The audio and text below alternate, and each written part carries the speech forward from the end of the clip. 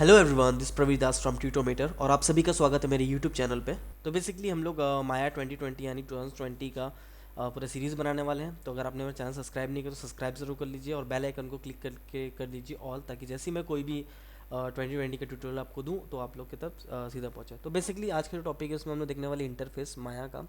और माया को इंस्टॉल करने का जो तरीका है उसको मैंने अलग से ट्यूटोरियल में दिया है, आप चाहे तो मेरे चैनल पर चेक कर सकते हैं, वहाँ पर आपको मिल जाएगा। तो दोस्तों ये आप देख रहे हैं जो अभी अब मेरे सामने खुला हुआ ये माया 2020 है। ये एक स्टूडेंट वर्जन है। बेसिकली स्टूडेंट वर्जन जो है वो 3 साल के लिए फ्री में दिया है, तो ऑटोडेस्क की तरफ से आप चाहे तो इंटरनेट से डाउनलोड कर सकते हैं ना। और बेसिकली अभी जो आपको दिख रहा है ये पूरे इंटरफेस है। और अगर आप एकदम नए हैं माया में तो आपके लिए ये बहुत अच्छे ट्यूटोरियल होने वाला है। तो आता हूँ मैं सबसे पहले टेक्निकल टर्म्स में। सबसे ऊपर वाला जो ये मेनू दिख रहा है आपको, इसको हम लोग बोलते हैं मेनू बार, यानी यहाँ पे सारे के सारे मेनूज़ आपको मिलते हैं। ठीक है, ये जो मेनूज़ है ये चेंज होते रहते हैं आपके जो भी आपका मॉडल जिसमें आप करेंगे उसके हिसाब से।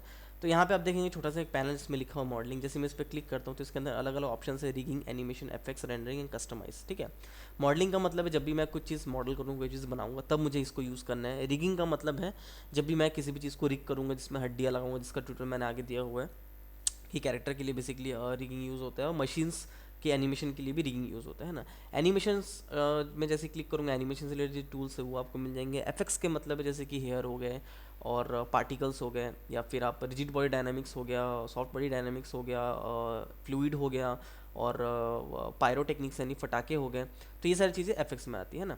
उसके बाद नीचे आता हूँ मैं रेंडरिंग। रेंडरिंग से रिलेटेड यानी जो फाइनल आउटपुट हम लोग निकालते हैं, रेंडरिंग फाइनल आउटपुट जो हम लोग किसी सॉफ्टवेयर से निकालते हैं, दैट्स कॉल्ड रेंडरिंग। तो रेंडरिंग से रिलेटेड जितनी भी चीज़ें हैं वो सारी चीज़ें आपको रेंडरिंग पैनल में मिल जाएंगे, है ना। और कस्टमाइज पैनल जो है ये बेसिकली कस्टमाइजेशन के लिए, अगर आपको अपने हिसाब से कोई भी पैनल बनाना है जिसमें आप अपने खुद के टूल्स रखना चाहते हैं, तब आप कस्टमाइज में क्लिक करेंगे, है ना। तो अभी देखेंगे इसमें डिफरेंस की बाय डिफॉल्ट मॉडलिंग में था, तो यहाँ पे ये सारे टूल्स है, मैश टूल, मैश डिस्प्ले, ये सारे कर्व्स, ये सारी चीज़ें एक्चुअली मॉडलिंग से रिलेटेड है। तो मॉडलिंग की सारी चीज़ें यहाँ पे आपको मिलेंगी, है ना। जैसे मैं इस पर क्लिक कर दिया तो रिगिंग पे, तो देखेंगे यहाँ पे सारे जो ऑप्शन थे वो सारे चेंज हो गए, है ना। तो बेसिकली जैसे मैं रिगिंग में जाऊँगा, यहाँ पे मुझे स्केलेटन्स के टूल मिल जाएंगे, स्किनिंग के टूल्स मिल जाएंगे, डिफॉर्मेशन के टूल्स मिल जाएंगे, ब्लैंडशिप वगैरह है वो सब मिल जाएंगे, कंस्ट्रेंट्स मिल जाएंगे अलग अलग टाइप के। तो ये सारे के सारे ट्यूटोरियल्स मैंने दिए हुए हर एक टॉपिक पे, तो उसमें चाहे तो आप जाए तो मेरे यूट्यूब पे जाके आप देख सकते हैं। तो इसके बाद आता हूँ मैं एनिमेशन में। एनिमेशन में भी अलग अलग जो एनिमेशन से रिलेटेड, ऑडियो से रिलेटेड हो गया, है ना, प्लेबैक से रिलेटेड हो गया, की से रिलेटेड हो गया, मैथ से रिलेटेड हो गया, कैश से रिलेटेड हो गया, सारी चीज़ें एनिमेशन में आती है। Next FX. एफएक्स जैसे ही जाऊँगा यहाँ पे एन कंस्ट्रेंट हो गया, एन कैशे हो गया, ये सारी चीज़ें, फ्लूइड हो गया, पार्टिकल्स हो गया, जैसे मैंने बताया था आपको, है ना। इसके अंदर जाएंगे तो आपको अनदर चीज़ें मिलेंगी, है ना। एन क्लॉथ हो गया, यानी कि आपको अगर कपड़ा बनाना है माया में तो ये यूज़ हो जाता है। तो इस टाइप के बहुत सारी चीज़ें हैं जो एफएक्स के अंदर आती है। रेंडरिंग का मतलब है कि बेसिकली आपको फाइनल रेंडर नहीं, लाइटिंग, टेक्सचरिंग, शेडिंग जिसको हम लोग बोलते हैं, तो वो सारी चीज़ें रेंडरिंग के अंदर आती है ना। तो टेक्सचरिंग से रिलेटेड चीज़ें हो गई, यहाँ पे लाइटिंग से रिलेटेड चीज़ें हो गई, रेंडर हो गया, टून हो गया, और स्टीरियो हो गया, कैशे हो गया, बहुत सारी चीज़ें जो रेंडरिंग में आती है ना। नीचे आऊँगा इसके जस्ट बाजू में, तो ये सेव के टूल्स होते हैं, सेव, ओपन, और यहाँ पे ये सारे जो स्नैप के टूल है, यानी अगर आपको स्नैपिंग करनी है, अगर आपने यूज़ किया होगा पहले भी, तो स्नैपिंग बहुत ज़्यादा आप देखते होंगे कि यूज़ होता है ना। रिगिंग में बहुत ज़्यादा यूज़ होता है स्नैपिंग। उसके बाद आता हूँ मैं साइड में, तो यहाँ पे आपसे रेंडरिंग से रिलेटेड जो भी ऑप्शन है वो सारे दिए हुए हैं। यहाँ पे लास्ट में आप देखेंगे यहाँ पे अकाउंट का ऑप्शन दिया हुआ है। जिस भी अकाउंट से आप लॉगिन किए होंगे ऑटोडेस्क के साइट पे, वो ऑप्शन आपको यहाँ पे दिखा देगा। आप चाहे तो साइन आउट कर सकते हैं, आप चाहे तो दूसरा अकाउंट भी या फिर मैनेज लाइसेंस भी कर सकते हैं, आपके ऊपर, है ना। नेक्स्ट में आता हूँ, ये सारे मेरे इसको हम लोग शेल्फ बोलते हैं बेसिकली। तो शेल्फ जो है यहाँ पे अलग अलग शेल्फ आप देख सकते हैं। ये कर्व्स यानी 2D ऑप्शन से रिलेटेड जितने भी टूल्स हैं मेरे, वो यहाँ पे दिए हुए हैं। पॉली मॉडलिंग से यानी मॉडल से रिलेटेड जितने भी ऑप्शन है वो सारे यहाँ पे दिए हुए हैं। ये सारे मेरे यूवी के ऑप्शन हैं, यानी अनरैपिंग के ऑप्शन हैं। इसको भी हम लोग देखेंगे बाद में अच्छे से। स्कल्पटिंग के ऑप्शन है ये सारे भी। स्कल्पटिंग का मतलब है कि ऊबड़ खाबड़ सरफेस बनाना, तो उन सारी चीज़ों से रिलेटेड यहाँ पे आपको ऑप्शंस मिल जाएंगे। रिगिंग के ऑप्शन है यहाँ पे, रिग से रिलेटेड जितने भी है, जो सारी चीज़ें आपको यहाँ पे मिलेंगी, वो सारी चीज़ें यहाँ पे जिस टूल के हिसाब से दी हुई है ना। आप चाहे तो यहाँ से भी कर सकते हैं, आप चाहे तो यहाँ से भी कर सकते हैं। एनिमेशन के अंदर एनिमेशन से रिलेटेड सारी चीज़ें दी हुई है। रेंडरिंग से लाइटिंग यहाँ पे देख सकते हैं, लाइटिंग हो गया, शेडिंग हो गया, हाइपर शेड हो गया, और यहाँ पे मटेरियल से रिलेटेड चीज़ें हो गई। एफेक्ट्स के अंदर आएंगे तो यहाँ पे हेयर हो गया, है ना। यहाँ पे रिजिड बॉडी सिमुलेशन हो गया, यहाँ पे फ्लूइड हो गया, और यहाँ पे क्लॉथ से हो गया रिलेटेड। अगर आपको कपड़े फाड़ते हुए दिखाना है तो वो आप यहाँ पे बना सकते हैं। एफएक्स से रिलेटेड हो गया। एफएक्स कैशिंग, अगर आपने कोई भी सॉफ्टवेयर चलाया हो जैसे रियल फ्लो या फिर कोई भी दूसरा सॉफ्टवेयर जिसमें सिमुलेशंस के रिलेटेड हम लोग वर्क करते हैं, तो वहाँ पे कैशिंग का बहुत ज़्यादा इंपॉर्टेंस होता है कि अगर कैश ही नहीं होगा आपका जो भी सिमुलेशन है तो आप उसको बार बार प्ले करके नहीं दे सकते, तो उस चीज़ के लिए यूज़ होता है। नेक्स्ट है कस्टम, जैसे कि मैंने बताया था यहाँ पे आप अपने टूल्स जो है अपने हिसाब से टूल्स रख सकते हैं। अगर आप मॉडलिंग आर्टिस्ट तो अपने हिसाब से लाइन से टूल मॉडल के आप लगा सकते हैं, क्योंकि सारे जैसे मॉडलिंग में आऊँगा मैं यहाँ पे तो सारे टूल्स यहाँ पे नहीं दिए हुए, यहाँ पे कुछ कुछ सबसे ज़्यादा यूज़ होने वाले वही सब टूल्स दिए हुए हैं। अगर आपको ऐसा टूल्स चाहिए जो कि आप लोग आप खुद के लिए यूज़ करना चाहते हैं, हमेशा उसी को आप यूज़ करें, तो आप कस्टम में यहाँ पे रख सकते हैं। अब ऑब्वियस सी बात है कि आप ये जो शेल्फ्स हैं इनको भी आप कस्टमाइज़ कर सकते हैं अपने हिसाब से जो चाहे यहाँ पे, और टूल्स यहाँ पे ऐड कर सकते हैं। तो वो कैसे करेंगे वो मैं आपको अलग से बता दूंगा, है ना। तो कस्टम हो गया, उसके बाद आर्नल हो गया, बेसिकली रेंडरिंग के लिए है। लाइट्स, क्योंकि अभी क्या है कि पुराने वाले में माया सॉफ्टवेयर में रेंडर हुआ करता था, माया हार्डवेयर में रेंडर हुआ करता था, बट अब जो है अब इसको कैप्चर कर लिया आर्नोल्ड ने। अब जो है बाय डिफ़ॉल्ट जो रेंडर हम लोग को मिलता है माया के साथ वो है आर्नोल्ड रेंडर मिलता है ना। तो ये भी बहुत अच्छा रेंडर है, बहुत सारे यूज़ हुआ है, बहुत सारे जो फिल्मों में यूज़ होता है आर्नोल्ड रेंडर, और बहुत अच्छा रेंडर है ना। नेक्स्ट है मैश से रिलेटेड कुछ कुछ चीज़ें हैं, इसको अभी हम लोग नहीं देखेंगे, इसको समझा के भी मतलब नहीं है। मोशन ग्राफिक्स से रिलेटेड चीज़ें हैं, मतलब आपको अगर ग्राफिक्स बनाना है 2D एनिमेशन, उसको आपको मोशन देना है, तब यार सी चीज़ें यूज़ होती है। ये बेसिकली डायनामिक्स से रिलेटेड सारी चीज़ें हैं, और ऑलमोस्ट वो सारी चीज़ें जो 2D से रिलेटेड है ना। यहाँ पे एक्सजन है, एक्सजन ये बहुत ही नया फीचर है, जैसे कि हम लोग जैसे मैंने कहा कि हम लोग यूज़ करते थे क्लॉथ के लिए या फिर हेयर्स के लिए, तो वो सारी चीज़ें एक्सजन में भी अब आ गई हैं। एक्सजन आपको नेक्स्ट जनरेशन का जो है सिमुलेशन करके देता है ना। नेक्स्ट आता हूँ यहाँ पे, ये मेरा व्यू पोर्ट ऑप्शन है। तो बेसिकली व्यू पोर्ट क्या है, व्यू पोर्ट वाला जो एरिया मैं यहाँ पे देख रहा हूँ मेरे ग्रिड का, इसको हम लोग बोलते हैं व्यू पोर्ट। जो बीच वाला है इसको हम लोग बोलते हैं ग्रिड, है ना। यहाँ पे sRGB है, आपको कौन सा इसमें देखना है, मतलब कौन से कलर स्पेस में आपको देखना है। आपको रेक्स 709 में देखना है, 2.2 गामा में देखना है, 1.8 गामा में देखना है, लॉग में देखना है, एरी RTS, बहुत सारे यहाँ पे कलर स्पेसेस है। अगर आपको कलर स्पेसेस के बारे में पता होगा तो आपको पता होगा कि ये सारी चीज़ें भी यूज़ होती है ना। अगर आपको लॉग में करना है तो आप लॉग में कर सकते हैं, जैसे कि कभी कभी फुटेज ऐसा होता है जो लॉग में शूट हुआ रहता है, तब हम लोग लॉग में करके उसको कंपोजिट करते हो, तब आप लॉग को करके आप उसमें काम कर सकते हैं ना। अगर आपको रेक्स 709 गामा में चाहिए जो कि स्टैंडर्ड है, सबसे ज़्यादा हर जगह यूज़ होता है, तो आप उसमें कर सकते हैं। अगर आपको कुछ भी समझ नहीं आ रहा है तो आप यहाँ पे sRGB गामा कर दीजिए, जो कि सबसे ज़्यादा कॉमन है और हर सॉफ्टवेयर जो है sRGB गामा को यूज़ करता है ना।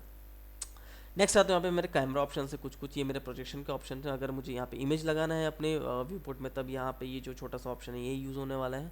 और यहाँ पे कुछ मेरे स्क्रीन से रिलेटेड ऑप्शंस हैं। तो जैसे कि यहाँ पे आप देखेंगे कुछ ऑप्शन यहाँ पे दिए हुए हैं, तो ये बेसिकली आपका जिसको हम लोग बोलते हैं फिल्म गेट, यानी कि कितना आपका जो एरिया है वो रेंडर हो रहा है, दैट्स कॉल्ड फिल्म गेट। तो इससे हम लोग चेक करते हैं कितने एरिया में रेंडर हो रहा है ना। तो जो भी रिजोल्यूशन रहेगा उस हिसाब से जो आपका राइट साइड में जो वाइट बॉक्स है ये ऑटोमेटिकली एडजस्ट हो जाता है, ठीक है। उसके साइड में आप देखेंगे कि ये मेरा ऊपर रिजोल्यूशन दिखाने के लिए है, और यहाँ पे बहुत सारे ऑप्शंस है। बेसिकली जब हम लोग इसको और डिटेल में पढ़ेंगे तब हम लोग देखेंगे।